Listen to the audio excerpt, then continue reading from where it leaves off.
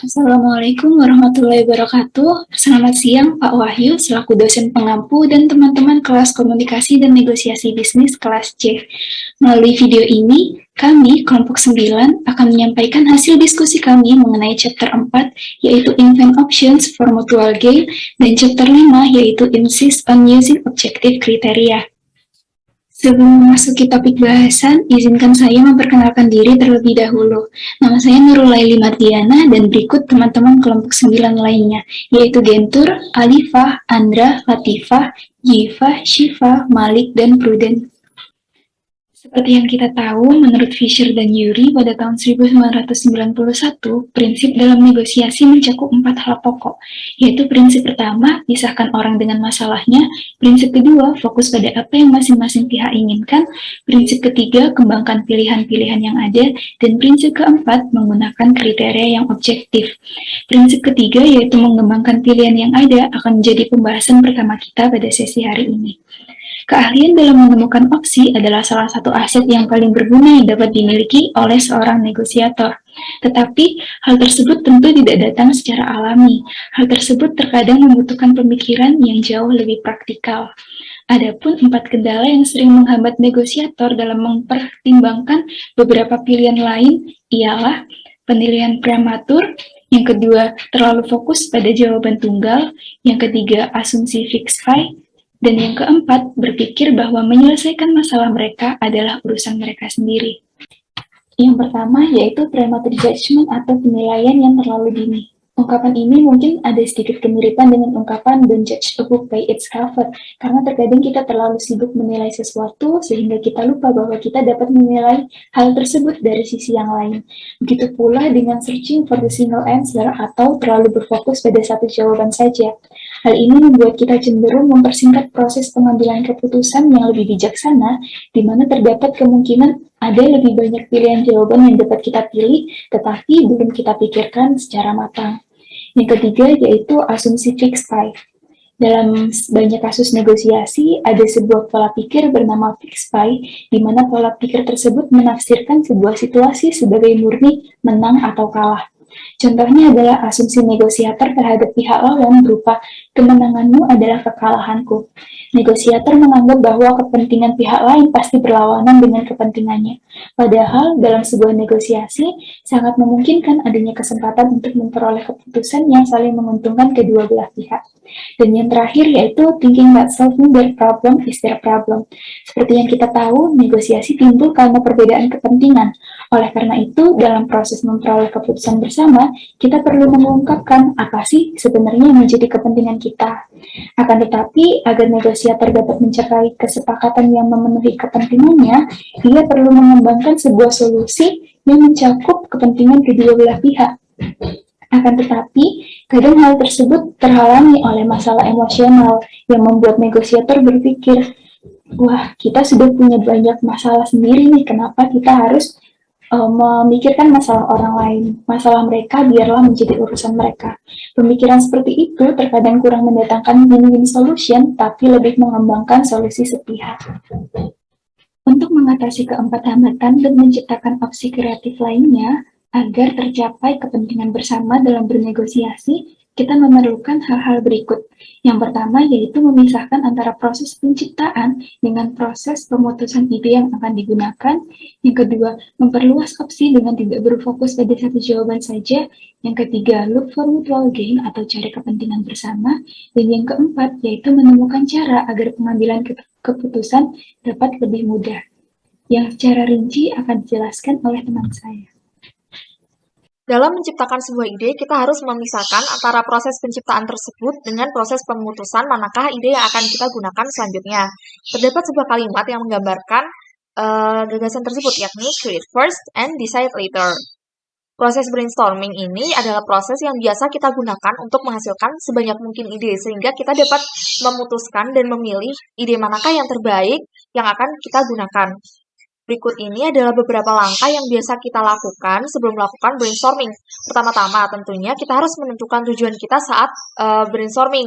Lalu kita dapat menentukan siapa sih partisipan yang akan mengikuti rapat ini.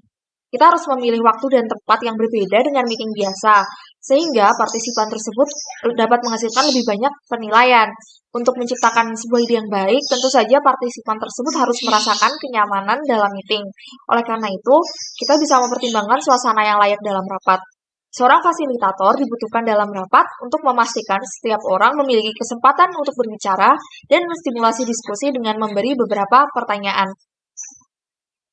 Dengan duduk berdampingan, partisipan dapat termotivasi untuk menyelesaikan permasalahan bersama karena manusia cenderung merespons secara personal dan terlibat dalam dialog atau argumen ketika duduk menghadap satu sama lainnya. Jika partisipan tersebut tidak saling mengenal, sebelum meeting dimulai, kita harus melakukan sesi perkenalan atau sesi introduction. Lalu kita bisa melanjutkan dengan pemaparan aturan meeting. Setelah tujuan meeting jelas dan setelah semua pemaparan selesai, kita bisa memulai proses brainstorming tersebut. Ide-ide tersebut bisa kita catat ke dalam notes atau berbagai media lainnya untuk mengurangi kemungkinan terjadinya pengulangan ide dan membantu munculnya berbagai ide baru. Lalu setelah semua ide tercipta, kita bisa menandai beberapa ide yang kita nilai menarik. Ide tersebut dapat kita kembangkan lebih lanjut lagi dan kita evaluasi sebelum memutuskan manakah ide terbaik yang akan kita gunakan. Lalu materi selanjutnya akan dijelaskan oleh teman saya. Terima kasih.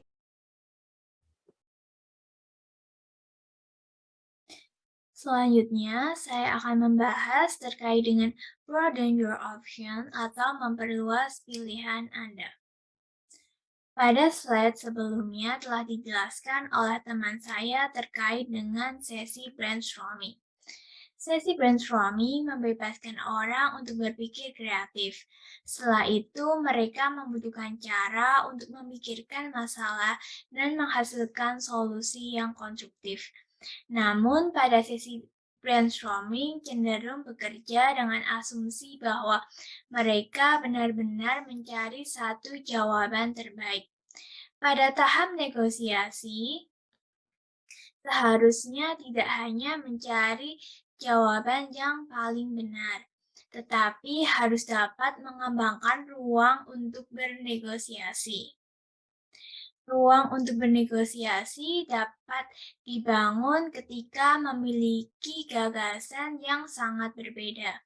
Gagasan yang kita bangun dengan pihak lain dapat kita pilih secara bersama-sama.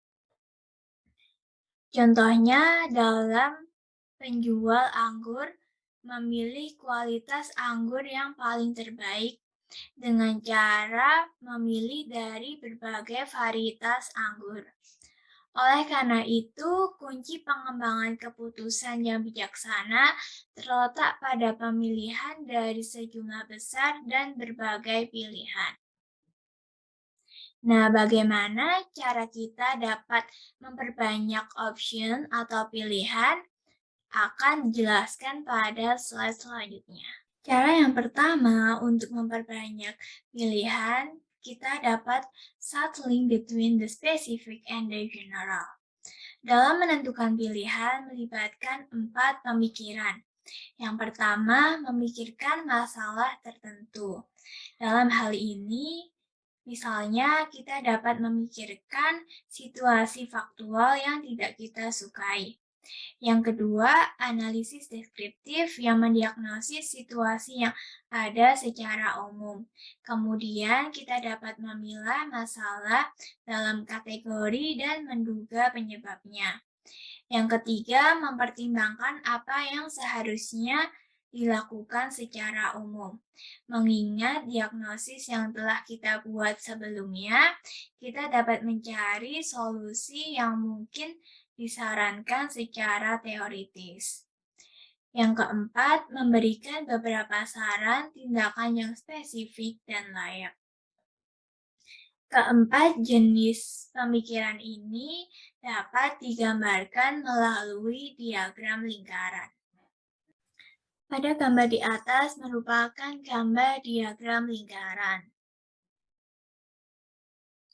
Diagram lingkaran ini sebagai langkah-langkah yang harus kita ambil secara berurutan. Diagram lingkaran ini menyediakan cara yang mudah menggunakan ide yang baik untuk menghasilkan ide yang lainnya. Langkah pertama terkait dengan problem atau masalah.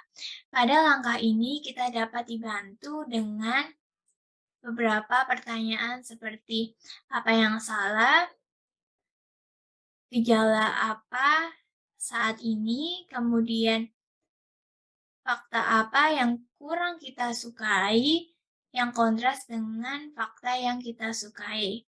Kemudian langkah yang kedua terkait dengan analisis. Seperti yang telah saya jelaskan sebelumnya terkait dengan analisis deskriptif, di mana kita dapat mendiagnosis masalahnya, kemudian mengurutkan gejala dalam kategori, menduga penyebabnya, dan mencatat hambatan dalam menyelesaikan masalah. Kemudian, langkah yang ketiga terkait dengan approach atau pendekatan. Dalam langkah ini, kita dapat dibantu dengan beberapa pertanyaan seperti strategi yang mungkin dapat dilakukan, kemudian penyelesaian seperti apa secara teoritisnya. Oleh karena itu, kita dapat menghasilkan ide-ide secara umum yang mungkin dapat kita lakukan. Langkah yang keempat terkait dengan ide tindakan. Dalam langkah ini, kita dapat dibantu dengan beberapa pertanyaan seperti apa yang dapat kita lakukan dan langkah seperti apa yang spesifik dapat kita lakukan untuk menyelesaikan masalah tersebut. Cara yang kedua yaitu look through the eyes of different experts atau melihat melalui pandangan dari para ahli yang berbeda. Cara lain untuk memperbanyak pilihan adalah dengan memeriksa masalah dari perspektif profesional atau para ahli dan dari disiplin ilmu yang berbeda. Mempertimbangkan secara bergantian bagaimana setiap ahli akan mendiagnosis situasi, jenis pendekatan, dan saran praktis apa dari pendekatan tersebut. Misalnya, seseorang sedang merundingkan kontrak bisnis. Oleh karena itu, menciptakan opsi yang mungkin dari seorang ekonom, dari seorang ahli pajak, dari seorang sosialis, dari seorang pemimpin buruh, dari seorang pialang saham, dari seorang spekulan, dari real estate, dan lain sebagainya. Cara yang ketiga yaitu invest agreement of different strength atau menciptakan kesepakatan dengan kekuatan yang berbeda. Seseorang dapat memperbanyak jumlah kemungkinan kesepakatan dengan memikirkan versi lebih lemah yang ingin dimiliki apabila kesepakatan yang dicari terbukti tidak dapat dicapai. Misalnya, seseorang tidak dapat menyepakati secara substantif, maka dia dapat menyepakati secara prosedural. Berikut beberapa contoh kesepakatan mana sih yang lebih kuat dan mana yang lebih lemah. Seperti substantif prosedural, permanen sementara, luas sebagian, terakhir dasar, tak bersyarat, kontingen, mengikat, tidak mengikat, pesanan pertama, pesanan kedua. Cara yang keempat yaitu change the scope of proposed agreement atau merubah ruang lingkup kesepakatan yang diusulkan. Pertimbangkan kemungkinan untuk memvariasikan tidak hanya kekuatan perjanjian saja, tetapi juga ruang lingkupnya. Selain itu, hal ini juga mendorong bagaimana pokok bahasan dapat diperbesar dan membuat kesepakatan lebih menarik. Kita dapat membagi masalah ke dalam unit yang lebih kecil atau yang lebih mudah dalam pengelolaannya. Misalnya pada perjanjian parsial yang hanya melibatkan sedikit pihak, pokok bahasanya tertentu, berlaku pada wilayah geografis tertentu, dan berlaku untuk jangka waktu yang terbatas. Untuk materi selanjutnya akan dijelaskan oleh teman saya. Selanjutnya, kita akan membahas materi terkait look for mutual gain atau mencari keuntungan bersama. Terlepas dari kepentingan bersama dalam mencegah kerugian bersama, hampir selalu ada kemungkinan keuntungan bersama. Ini dapat berupa mengembangkan hubungan yang saling menguntungkan atau memuaskan kepentingan masing-masing pihak dengan solusi kreatif. Terdapat beberapa cara yang dapat dilakukan untuk menghasilkan keuntungan bersama. Pertama, yakni identify shared interest atau mengidentifikasi kepentingan bersama. Secara teori, jelas bahwa kepentingan bersama membantu menghasilkan kesepakatan. Menurut definisi, menemukan ide yang memenuhi kepentingan bersama itu baik untuk kedua pihak yang bernegosiasi. Seorang negosiator hampir selalu ingin mencari solusi yang juga akan membuat pihak lain puas. Jika pelanggan merasa tertipu dalam pembelian suatu barang, pemilik toko juga akan gagal. Dia mungkin akan kehilangan pelanggan dan reputasinya mungkin hancur. Hasil di mana pihak lain sama sekali tidak mendapatkan apapun lebih buruk daripada hasil yang membuat mereka tenang. Hubungan antara kedua belah pihak yang sering dianggap biasa dan diabaikan seringkali lebih penting daripada hasil dari masalah tertentu. Selanjutnya, terdapat 3 poin penting tentang kepentingan bersama yang perlu diingat. Pertama, kepentingan bersama tersembunyi dalam setiap negosiasi. Mereka mungkin tidak langsung terlihat. Kita perlu menanyakan terlebih dahulu pada diri sendiri. Kemudian yang kedua, kepentingan bersama adalah peluang, bukan anugerah. Agar berguna, kepentingan bersama perlu dibuat menjadi eksplisit dan dirumuskan sebagai tujuan bersama. Dengan kata lain, membuatnya menjadi konkret dan berorientasi masa depan. Ketiga, menekankan kepentingan bersama dapat membuat negosiasi lebih lancar dan lebih bersahabat. Penumpang di sekoci yang terapung di tengah lautan dengan jatah terbatas akan mengabaikan perbedaan mereka terhadap makanan demi mengejar kepentingan bersama mereka untuk sampai ke pantai. Selanjutnya, cara kedua yang dapat dilakukan untuk menghasilkan keuntungan bersama adalah dovetail differing interest, atau menyesuaikan kepentingan yang berbeda. Misalkan ada dua anak bertengkar karena jeruk. Karena setiap anak menginginkan jeruk, jadi mereka membaginya. Namun mereka gagal menyadari bahwa yang satu hanya ingin buahnya untuk dimakan, sedangkan yang lain hanya ingin kulitnya untuk dipanggang. Hal seperti ini dapat diartikan bahwa kesepakatan yang memuaskan dimungkinkan karena masing-masing pihak menginginkan hal yang berbeda. Umumnya, kita berasumsi bahwa perbedaan antara dua pihak menciptakan masalah, padahal perbedaan juga dapat mengarah pada solusi. Kesepakatan seringkali didasarkan pada ketidaksepakatan, misalnya dalam jual beli saham. Apa yang membuat kesepakatan mungkin terjadi adalah pembeli yakin harga akan naik, sementara penjual yakin harga akan turun. Perbedaan keyakinan tersebut akan memberikan dasar untuk kesepakatan. Banyak kesepakatan kreatif mencerminkan prinsip mencapai kesepakatan ini melalui perbedaan. Terdapat beberapa jenis perbedaan yang paling cocok untuk disesuaikan. Pertama adalah perbedaan dalam kepentingan, seperti yang ditunjukkan dalam tabel di samping ini. Hal yang dipedulikan oleh satu pihak dengan pihak lain dapat berbeda sangat jauh. Misalnya, satu pihak lebih peduli tentang pertimbangan internal, sedangkan pihak lain lebih peduli tentang pertimbangan eksternal. Atau mungkin suatu pihak lebih peduli tentang reputasi atau prestisnya, sedangkan pihak yang lain lebih memedulikan hasilnya. Masih banyak lagi hal-hal lainnya yang merupakan variasi umum dalam perbedaan kepentingan. Yang kedua adalah perbedaan dalam keyakinan. Jika suatu pihak merasa yakin ia benar, dan pihak lain juga yakin ia benar, maka perbedaan keyakinan ini dapat dimanfaatkan.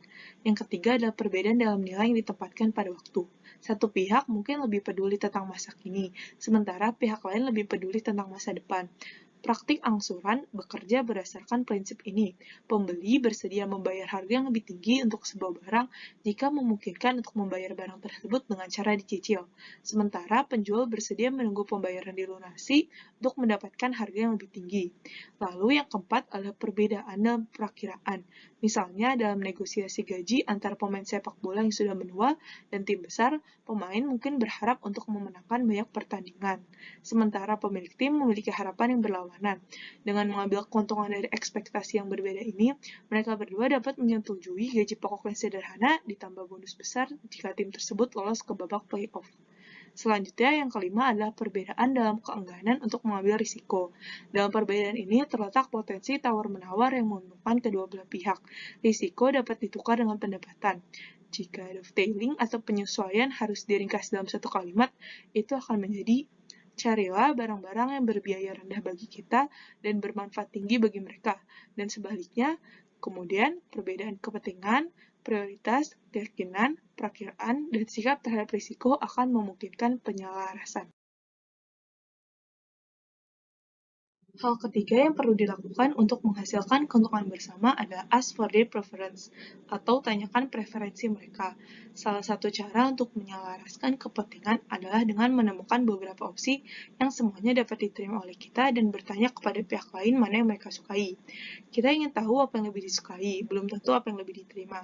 Opsi yang telah dipilih itu dapat diambil, kemudian dikembangkan lagi, lalu sekali lagi ditawarkan 2 varian atau lebih, serta ditanyakan mana yang mereka sukai. Dengan cara ini, tanpa ada yang membuat keputusan, rencana dapat ditingkatkan sampai tidak dapat ditemukan keuntungan bersama lagi. Misalnya, agen bintang olahraga mungkin bertanya kepada pemilik tim, apa yang lebih sesuai dengan kepentingan Anda? Gaji 600 juta setahun selama 4 tahun atau 800 juta setahun selama 3 tahun. Kemudian, apabila ia memilih yang terakhir, opsi itu dapat dikembangkan menjadi pilihan baru. Misal menjadi pilihan gaji sebanyak 500 juta setahun selama 3 tahun dengan bonus 800 juta setiap tahun ketika terpilih sebagai MVP atau tim memenangkan kejuaraan. Materi selanjutnya akan dijelaskan oleh teman saya. Langkah selanjutnya adalah making their decision easy.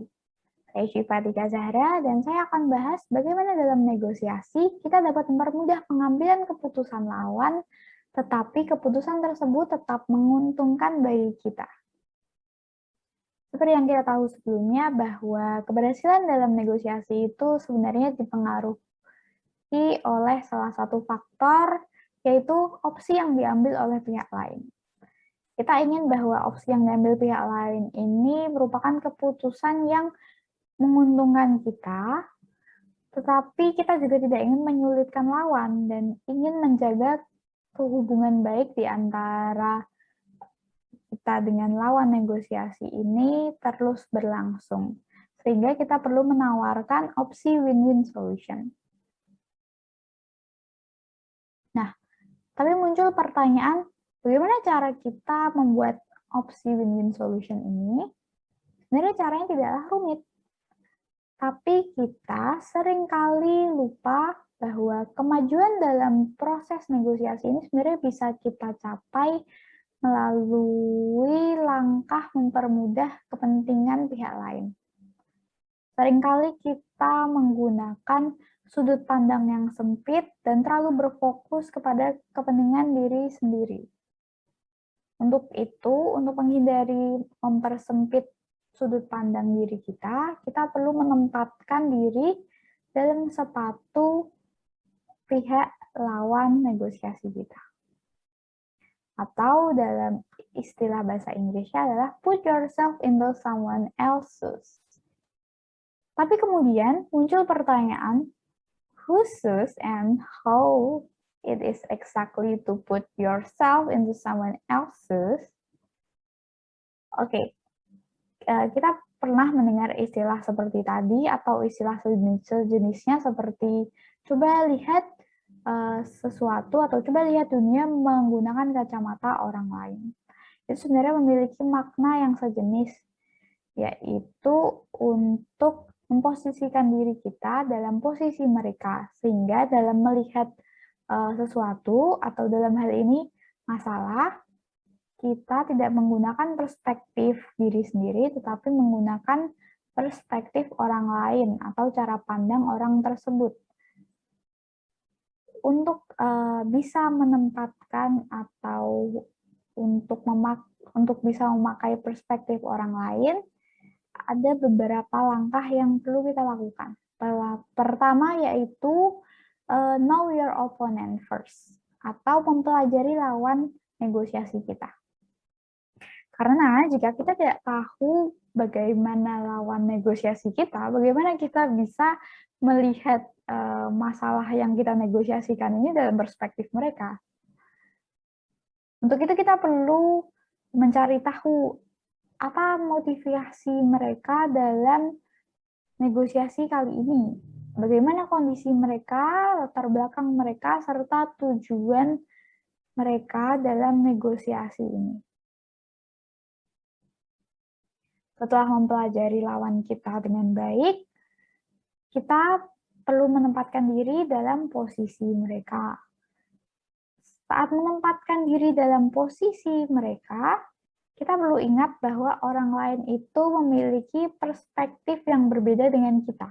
Mereka memiliki nilai-nilai, norma, serta kepercayaan yang berbeda dengan kita. Sehingga kita perlu mengabaikan terlebih dahulu perspektif kita, serta nilai-nilai dan kepercayaan kita saat menempatkan diri kita dalam kacamata mereka.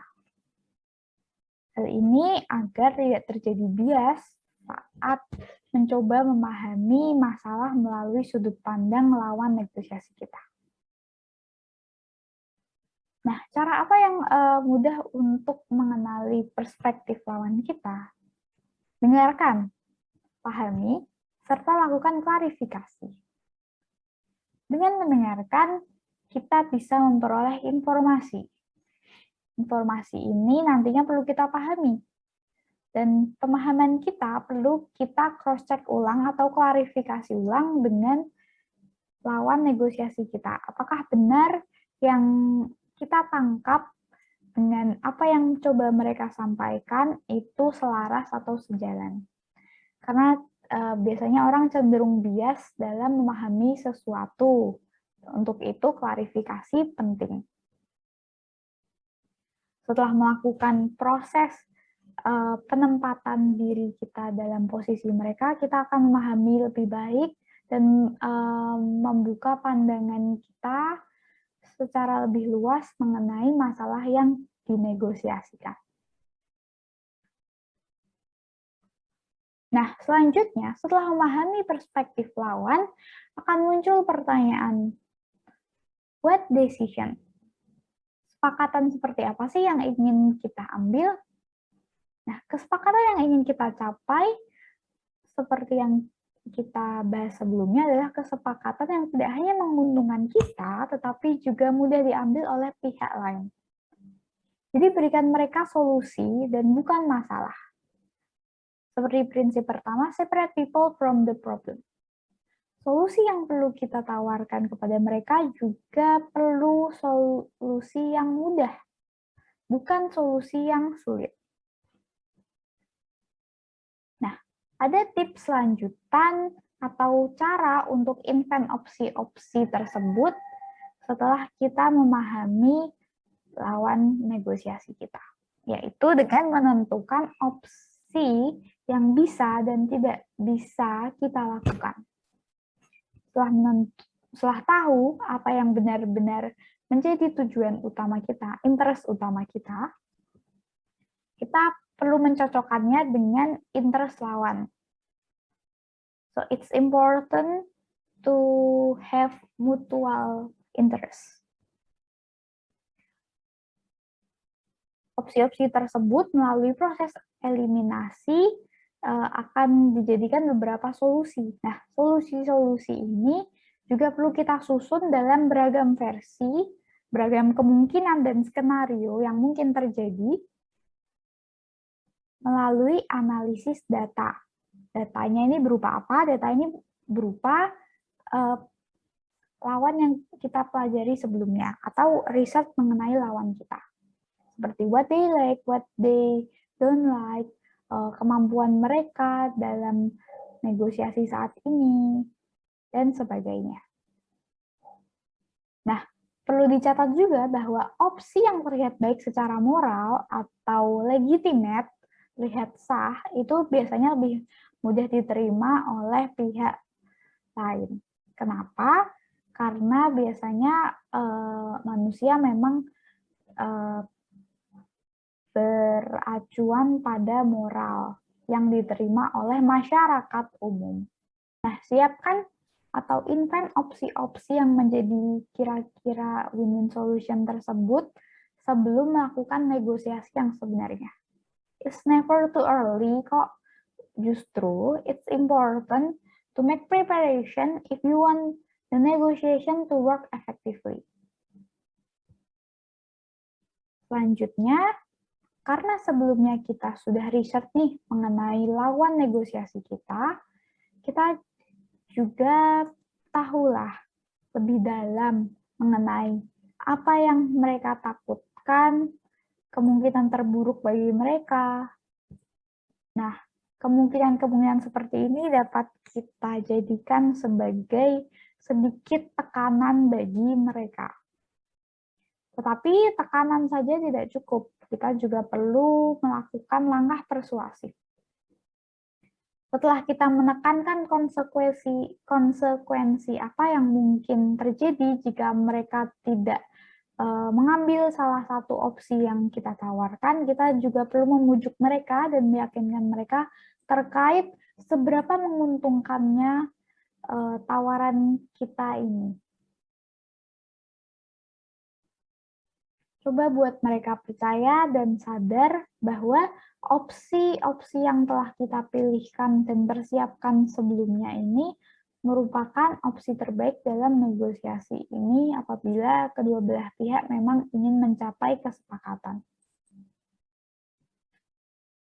Sebagai langkah persuasif lainnya, berikan juga hal-hal yang mereka sukai tetapi tidak berefek bagi kita. Misalnya, mereka menginginkan channel ke perusahaan A, dan kebetulan kita memiliki hubungan baik dengan perusahaan A. Berikan kenalkan mereka terhadap perusahaan A, jadikan itu sebagai salah satu benefit apabila mereka mengikuti opsi yang kita tawarkan. Sebagai bagian dari preparasi atau persiapan, latihlah skenario bagaimana mereka akan mengkritik opsi yang kita tawarkan. Dan siapkan jawaban pamungkas terhadap kritik tersebut. Jadi kita perlu mengira-ngira, kira-kira kelemahan apa yang akan mereka jadikan senjata untuk menyerang opsi yang kita tawarkan ini. Karena kita telah melakukan riset sebelumnya, persiapan secara matang, maka kita dapat juga menemukan jawaban atau sanggahan yang tepat atas kritik mereka ini.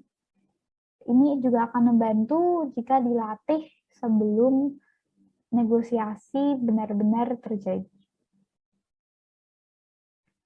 Alih-alih menggunakan ancaman, kita juga bisa menggunakan keheningan sebagai senjata. Use silence as a weapon. Karena sangat penting untuk mengetahui timing di mana Anda harus diam dan kapan Anda harus mengutarakan pendapat Anda dalam negosiasi. Mungkin kita semua pernah dengar bahwa diam adalah emas. Ini juga berlaku dalam negosiasi.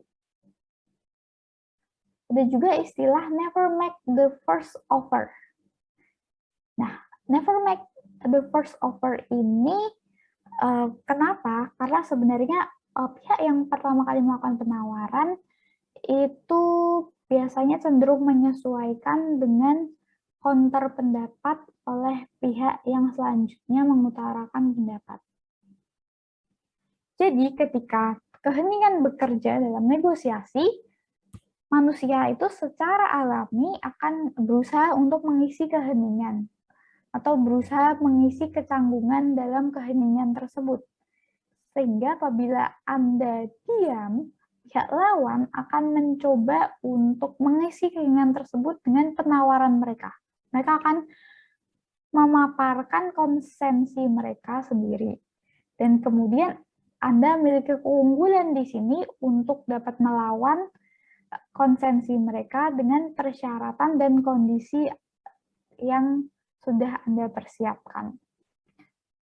Dan mereka yang melakukan penawaran pertama kali akan lebih memilih untuk berkompromi pada apa yang mereka tawarkan dan usulkan sendiri daripada berkompromi dengan kemauan kita, sehingga mereka biasanya cenderung menyesuaikan kita apabila mereka melakukan penawaran terlebih dahulu. Trik keheningan ini dapat dilakukan apabila kita mendengarkan. Sebelumnya kita perlu mendengarkan lawan negosiasi kita, karena mendengarkan merupakan keterampilan kunci. Ketika kita mendengarkan, kita secara tidak langsung mengumpulkan informasi tentang lawan negosiasi kita tanpa mereka sadari. Dan ketika Anda mendengarkan, Anda perlu tetap diam, sehingga skema tadi dapat bekerja. Selanjutnya kita akan beralih ke chapter 5, yaitu insist on using objective criteria. Nah, why sih kita perlu menerapkan objective criteria dalam proses negosiasi? So, sebenarnya itu based pada alasan bahwa deciding on the basis of will is costly. Bernegosiasi itu terjadi karena adanya konflik. Konflik terjadi karena adanya perbedaan. Nah, mengadu perbedaan kepentingan dalam negosiasi ini tentu saja tidak akan membawa negosiasi pada kemajuan dan hanya akan membuat negosiasi menjadi sama sekali tidak efektif, juga memiliki biaya yang begitu tinggi, entah itu dari segi uang, waktu, ataupun energi. Sehingga perlu adanya landasan yang terlepas dari kehendak atau penilaian kedua belah pihak, yaitu kriteria objektif yang dapat diterima oleh masyarakat pada umumnya. Kriteria objektif ini dapat mengacu pada hukum atau pengertian menurut ahli, ataupun data-data ilmiah. Oke, baik. Saya akan melanjutkan presentasi selanjutnya. Jadi, pada kali ini saya akan membahas terkait the case using objective criteria. Nah, jadi kalau kita ingin melakukan negosiasi itu, kita harus berprinsip untuk menghasilkan kesepakatan yang bijaksana dan kita melakukannya itu dengan cara yang damai. Kenapa? Kalau misalkan kita menghasilkan keputusan yang bijaksana, pasti itu harus menghasilkan cara yang damai. Nah, bagaimana caranya? Kita menggunakan kriteria objektif, di mana kriteria objektif ini tuh lebih cenderung kepada menghasilkan solusi inovasi untuk menghasilkan jalan keluar yang lebih kreatif daripada kita mencoba untuk memaksa pihak yang lain untuk mundur ataupun kita memberikan tekanan kepada pihak lawan. Itu nggak bagus. Kemudian kalau misalnya kita mengalah kepada pihak lawan itu juga tidak bagus. Nah, tentunya kita harus menggunakan objektif kriteria. Jadi pada saat kita mempunyai argumen dan argumen itu ditentang secara langsung, kita tidak boleh mengiyakannya langsung ataupun memaksakan keegoisan kita. Jadi bagaimana solusinya? Kita menggunakan kriteria objektif. Kriteria objektif itu berfungsi untuk menyelesaikan pertentangan secara harmonis dan damai. Kenapa? Kalau misalkan kita membiarkan perbedaan itu, saat kita bernegosiasi terus kita membiarkan perbedaan itu akan memicu adanya pertentangan, di mana si A ingin begini, si B ingin begini. Nah, tentunya ini akan berdampak kepada hubungan dari kedua pihak ini, di mana keduanya tidak akan efisien dan tentunya tidak akan menghasilkan kesepakatan yang bijaksana. Nah, keputusan yang berdasarkan standar yang wajar itu memudahkan para pihak untuk menyetujui, sehingga mereka bisa menjalin hubungan yang baik di antara mereka. Semisal pedagang, misalkan pedagang dan pembeli. Misal pembeli ingin negosiasi harga. Nah, di sini pedagang juga harus cermat menggunakan kriteria objektifnya, di mana dia menawarkan harga yang sesuai juga. Nah, jadi ketika kedua pihak ini memiliki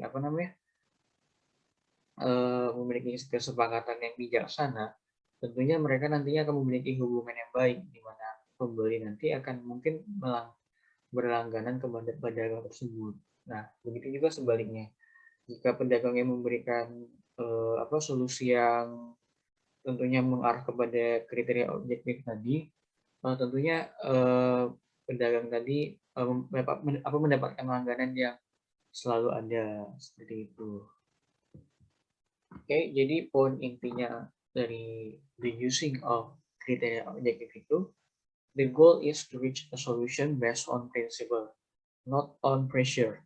Jadi kalau misalkan kita ingin mencapai tujuan dari negosiasi seperti kesepakatan yang bijaksana, kita harus menggunakan prinsip. Prinsip yang pertama itu tidak ada tekanan kepada pihak lawan. Kemudian kita tidak boleh mengalah begitu saja terhadap argumen pertentangan argumen dari pihak lawan. Nah, jadi salah satu mengakarnya kita menggunakan objektif kriteria. Nah, bagaimana cara mengembangkan objektif kriteria? Itu akan dijelaskan oleh teman saya selanjutnya. Baik, di sini saya Alia Zuriandri Solawati akan menjelaskan mengenai developing objektif kriteria. Jika pada subbab sebelumnya telah disinggung mengenai penggunaan kriteria objektif untuk menyelesaikan perbedaan kepentingan, maka di subbab ini akan membahas mengenai how do you develop objective criteria and how do you use them in negotiating. Yang pertama, mari kita fokus pada how do you develop objective criteria. Kriteria objektif harus independen dari keinginan masing-masing pihak, di mana idealnya untuk memastikan kesepakatan yang bijaksana tersebut, kriteria objektif harus sah dan praktis. Hal tersebut harus berlaku untuk kedua pihak negosiator dan disetujui sesuai situasi mereka. Yang kedua, untuk menghasilkan hasil yang independen, gunakanlah standar yang adil untuk pertanyaan substantif atau prosedur yang adil untuk menyelesaikan konflik kepentingan. Yang ketiga, memperhatikan cara prosedural dasar.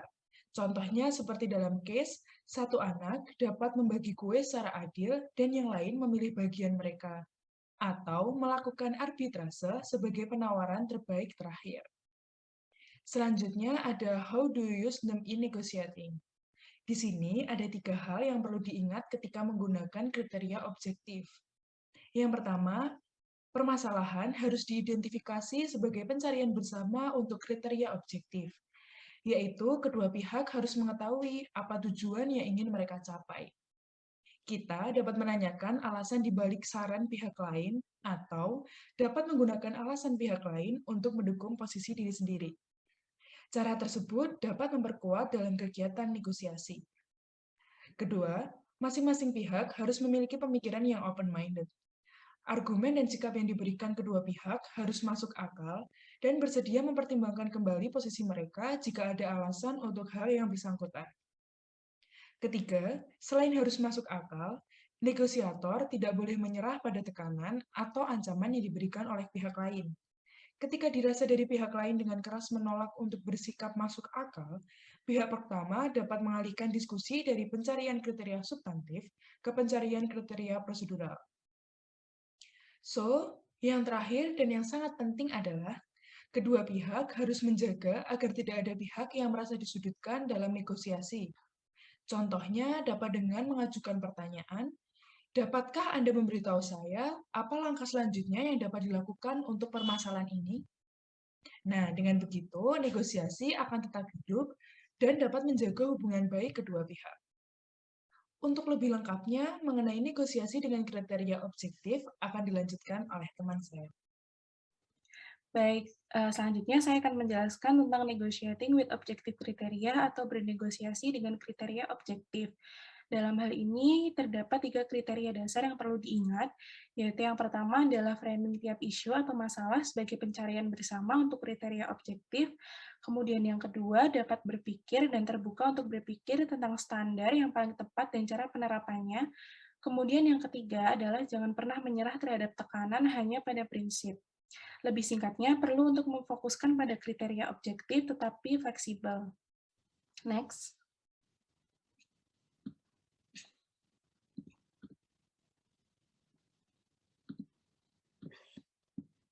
Baik, selanjutnya di sini saya akan menjelaskan tentang poin yang pertama, yaitu adalah framing tiap isu atau masalah sebagai pencarian bersama untuk kriteria objektif.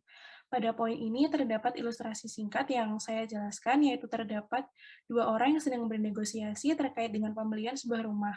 Penjual menginginkan harga yang tinggi, sedangkan pembeli menginginkan harga yang rendah. Maka dari itu, kedua belah pihak bersepakat untuk mencari harga yang paling fair atau harga yang paling adil di antara keduanya. Dari sini dapat dilihat bahwa kedua orang tersebut mempunyai keinginan yang berbeda, tetapi memiliki tujuan yang sama, yaitu mendapatkan harga yang paling fair. Pembeli tersebut akan mulai mensugesti beberapa kriteria seperti harga rumah yang disesuaikan dengan depresiasi dan inflasi, atau harga jual pada rumah yang hampir sama baru-baru ini. Dengan begitu, ketika seorang penjual memberikan sebuah harga, penjual tersebut dapat menjelaskan hal-hal yang mendasari penentuan harga yang ia berikan.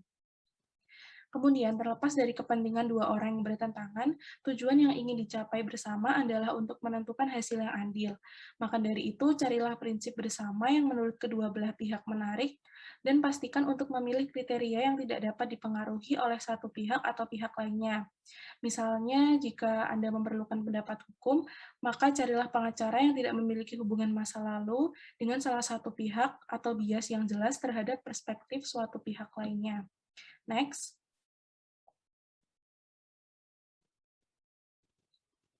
Kemudian, untuk poin yang kedua adalah dapat berpikir dan terbuka untuk berpikir tentang standar yang paling tepat dan cara penerapannya. Yang membuat sebuah negosiasi menjadi pencarian bersama, yaitu sebanyak apapun pihak menyiapkan kriteria objektif, pihak tersebut tetap berdiskusi dengan pikiran yang terbuka. Kebanyakan negosiasi, orang menggunakan sebuah preseden dan standar objektif lainnya untuk mendukung argumen mereka.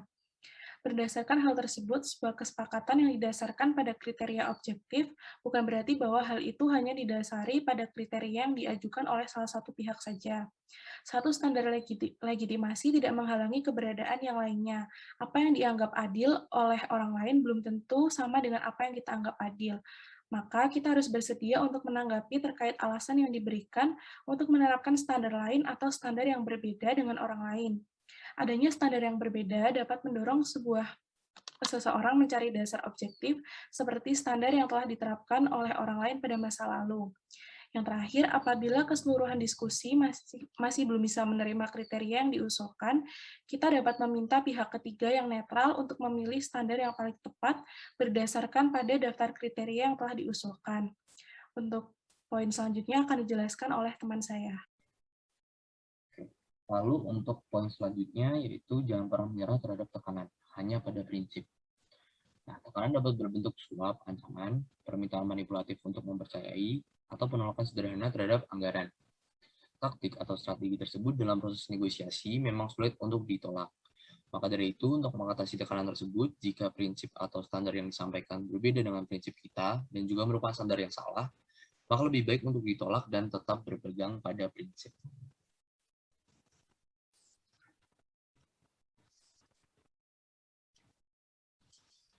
Nah, selanjutnya terdapat contoh kasus negosiasi yang mana pihak satu menggunakan positional bargaining, sedangkan pihak satunya menggunakan principled negotiation. Berdasarkan kasus tersebut, Tom mengalami musibah, yaitu mobil yang ia miliki rusak total dikarenakan oleh dump truck. Maka dari itu terjadilah proses negosiasi antara Tom dengan pihak asuransi. Pihak asuransi pada awalnya membuka dengan nominal $13.600. Lalu, menurut Tom, nominal tersebut belum mencapai nominal yang ia inginkan. Tom dengan data dan prinsip yang ia miliki berargumen untuk menaikkan harga dari mobilnya tersebut, dan pihak asuransi yang terikat dengan pemberi polisi pada akhirnya dapat setuju dan melakukan deal dengan nominal $18.024. Padahal, awalnya menurut pihak asuransi, nominal tersebut dapat dikatakan cukup tinggi.